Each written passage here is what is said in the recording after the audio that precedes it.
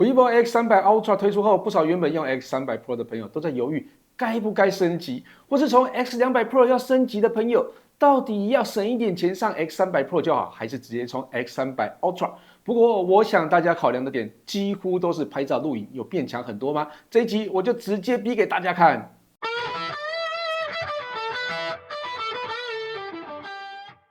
嗨，大家好，我是 Kissplay。vivo 第一次把 X 系列的 Ultra 版本推向国际市场，引起不少喜爱手机摄影的朋友关注。新一代的 X300 Ultra 相较于 X300 Pro 在摄录能力上有几个升级。首先是3颗镜头的防守阵能力都大幅提升，这对于手持拍摄长焦或是录影都有很大的帮助。第二个是超广角镜头升级为主镜头等级的感光元件。第三个就是主镜头采用更大面积的两亿像素感光元件。两款手机镜头规格的比较，就请大家直接看一下表格。除了摄录能力升级以外，收音跟扬声器也有提升，当然处理器就不用说了，而且还可以搭配400mm 的增距镜。这些前2集都有实测，有需要的朋友等等记得回头看一下。那其实还有一个升级点，我想就是拍照录影的 AI 演算能力。那接下来比较AI 补偿我都会开好开满哦。另外因为主镜头的光学焦距不一样，我这边会直接在相同焦距下比较，让大家看一下数位跟光学之间的差距，就可以依照你常用的焦段来挑出喜爱的手机。当然也会有录影实测的部分，那我们就开始吧。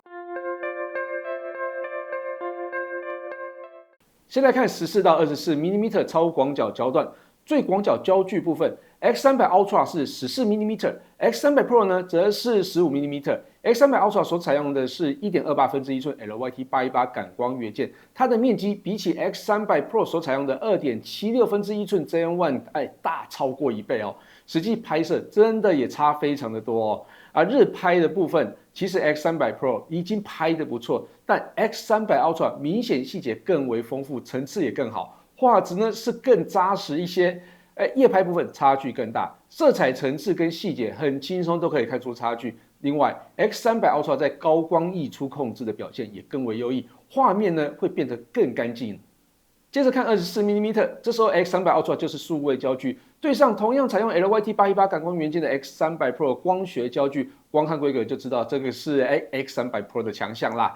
当然主要看点还是看X300 Ultra 在传统24mm 主镜头焦距表现会不会差很多，是不是可以用？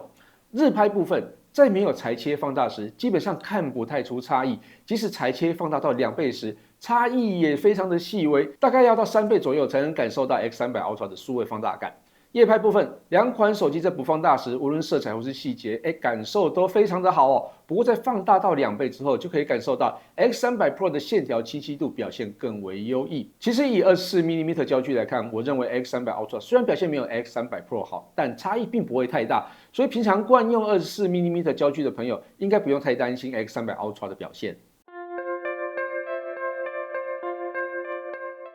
接着来看35到70mm 中焦段，35mm 就是 X300 Ultra 主镜头焦距，所采用的是全新1.12分之1寸两亿像素 LYT901 感光元件，比 X300 Pro 的 LYT818 感光元件更大，而且这时候 X300 Pro 已经是数位放大咯。日拍部分，在还没有放大裁切前，其实看不太出差异啦。X300 Pro 在35mm 基本上还算是无损变焦的范围，表现好也不太意外。直到放大3倍之后，才能看出 X300 Ultra 表现真的比较好。夜拍部分也是同样的状况，差不多在2倍放大之后，才能看出 X300 Ultra 细节表现更为清晰。不得不说 ，X300 Pro 其实真的很能打。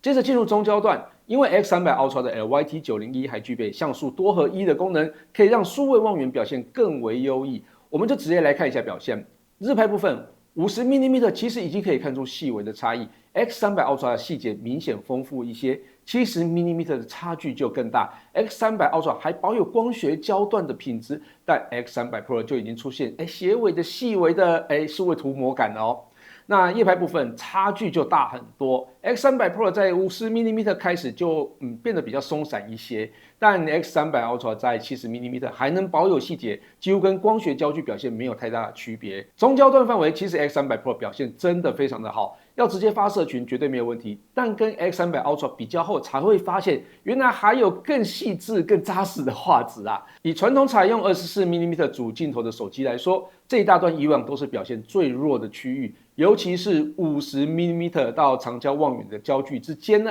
更为明显啊，就像50到70啊，或是50到85之间呐。那现在 X300 Ultra 不止顺利的覆盖24mm 的焦距，还让50到70啊，有如光学般的表现，真的是非常够水准。长焦部分是目前旗舰手机最大的战场 ，vivo 的85mm 潜望长焦一直都受到许多好评。不过 X300 Ultra 跟 X300 Pro 都是采用1.4寸2亿像素感光元件，画质真的有办法提升吗？好，我们直接看照片。日拍部分几乎没有办法看出差异，只有色彩有一些不同，但细节部分也很难分出高低。夜拍部分细节也差异不大，表现都非常优异。但拍摄那个妙的龙柱时两个颜色明显差距非常的大。以实际的场景来说 ，X300 Ultra 所拍摄的照片更接近现场的色彩这应该是多了一颗蓝图原色镜头的优势。另外，在有强烈光源时X300 Ultra 的过渡更自然，画面也比较没有雾感。画面的后置处理表现X300 Ultra 比较优异一些。那接着我们看一下数位长焦，日拍部分。一般场景下表现并没有明显的差别但在特定场景下就可以看出差异，像是拍摄鸟类部分，两款手机都拍得不错，不过可以发现 X300 Ultra 在羽毛的处理更为自然一些，侦测到鸟类之后，背景虚化呢也很好看很多那在细节修补部分，以690mm 拍摄树叶时 ，X300 Ultra 所呈现的树叶的叶脉呢，细节更为细致，也更为自然。夜拍部分细节表现并没有太大的差异，但在天色的纯净度还有在拍摄物体的色彩表现上 ，X300 Ultra 明显的跟占上风那长焦微距部分，两款手机可以提供最大焦距，有一些差别X300 Pro 反而比较大可以到500mm，但 X300 Ultra 只有460mm，不太确定为什么会有这样的分别啦但在拍摄的细节部分，两款手机拍摄的画面细节几乎没有差异。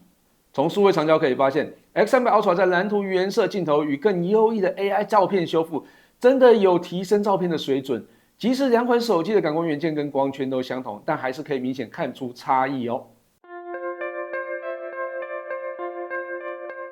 录影部分 ，vivo X300 Ultra 除了在感光元件、防手震能力上有提升外，再加上还有许多专业录影功能，像是 Log 档录制，还有 LUT 档汇入、汇出，还有预览部分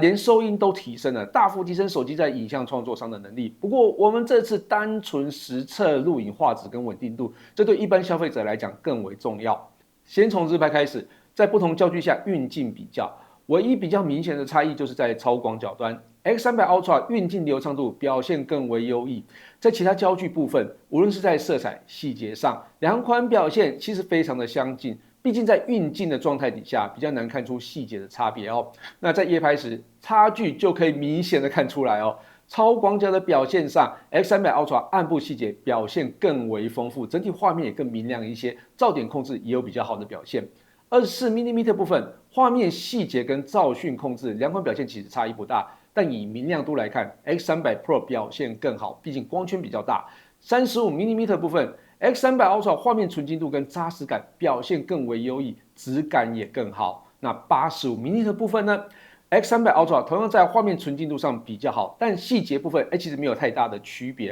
那我们接着来看一下录影的稳定度。超广角部分 ，X300 Pro 表现已经非常的稳定了。但 X300 Ultra 连细微的抖动几乎都没有，那有一种那种空拍机拍摄的感觉非常的流畅。24mm 部分 ，X300 Pro 同样非常的稳定，但 X300 Ultra 真的是稳定到有点恐怖真的叫做没有比较没有伤害。35mm 部分差距就更明显了。X300 Ultra 在跑步时才有感觉到些微的晃动感 ，CPA 6.5 真的有差表现真的是比较好一些。85mm 部分，两者都会有晃动感但 X300 Pro 会有比较明显的起伏 ，X300 Ultra 表现真的好太多。以录影的表现来说 ，X300 Ultra 更明显的优势是在于夜拍的画质，还有行进间拍摄的稳定度，可以捕捉的画面就变得更多元、更广泛。整体来看 ，vivo X300 Ultra 在拍照录影上确实比 X300 Pro 要来的强，尤其是在超广角夜拍、中焦段的50到70mm 细节、数位长焦的修复，还有录影的稳定度升级都非常的有感。不过 X300 Pro 本身已经非常的强了哦，在24mm、35mm、85mm 这些常用的焦段表现依然非常出色。所以呢，如果你重视预算 ，X300 Pro 其实非常的够用。但如果你常拍夜景、长焦、手持录影，想要一次到位的话，X300 Ultra 会是更完整、更全面的选择。以上就是 vivo X300 Ultra 跟 X300 Pro 的摄入能力比较。感谢大家收看这期节目，希望大家也会喜欢这次的内容。如果有任何建议或问题，也可以留言让我知道。我是 Kiss Play， 我们下期见喽，拜拜。